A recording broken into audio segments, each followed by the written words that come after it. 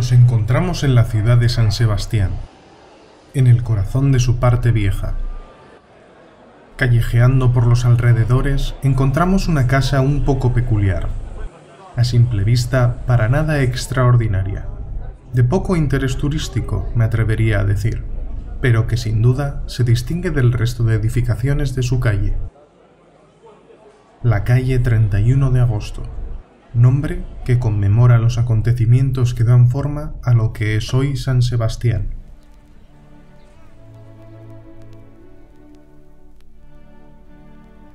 A principios del siglo XIX, la ciudad contaba con escasos 9.000 habitantes, y su extensión llegaba a poco más de lo que ahora conocemos por su parte vieja, al pie del Monte Urgell, que contaba con varias fortificaciones y un castillo.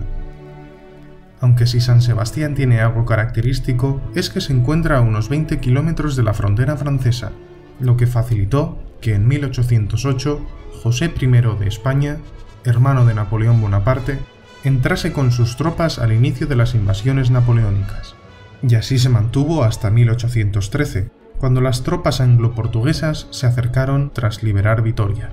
El duque de Wellington decidió sitiar la ciudad para no ser atacados por la retaguardia en su paso a la frontera y tener un puerto cercano donde abastecerse. Los ingleses sabían que no podían sitiarla por mar, pues carecían de suficientes naves, así que la única opción de Wellington era entrar en la ciudad por las murallas.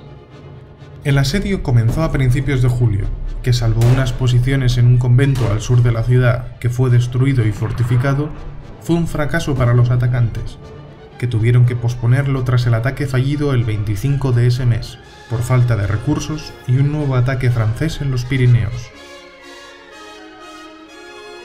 Tras liberar Pamplona de los franceses, los ingleses volvieron a San Sebastián para retomar su asedio el 8 de agosto.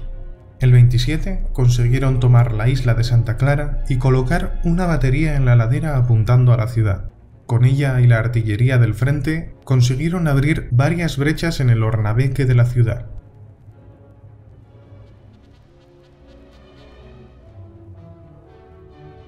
Para aprovechar la marea baja, el duque de Wellington decidió atacar a la mañana del día siguiente, el 31 de agosto. Los ingleses llegaron sin grandes pérdidas a la brecha principal, aunque recibieron disparos de la infantería francesa una vez en la muralla.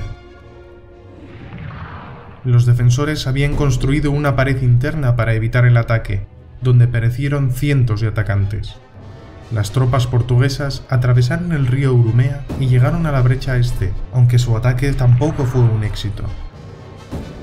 El general Graham ordenó bombardear la pared interna, que fue aprovechado por las tropas inglesas para entrar y obligar a los franceses a refugiarse en el castillo del Monte Urgell. Una vez dentro, los ingleses se emborracharon con las reservas de la ciudad y, ayudados por el alcohol y la ira debida a la gran cantidad de bajas que tuvieron en la batalla, saquearon la ciudad. Sobre palabras de un testigo, cometieron las mayores atrocidades, hirieron, mataron y violaron a la mayoría de mujeres. Esa misma noche, el saqueo provocó el fuego en unas pocas casas. En palabras de otro testigo, un soldado indicó a un local: ¿ves arder esa casa? Ya verás, mañana todo estará así. Tras 7 días de incendio, la ciudad quedó arrasada. Los supervivientes, reunidos en el caserío de Aizpurua de Zubieta, decidieron reconstruir la ciudad sobre lo poco que quedaba en pie. Entre otras, esta casa tan poco peculiar de la parte vieja, en la calle 31 de agosto.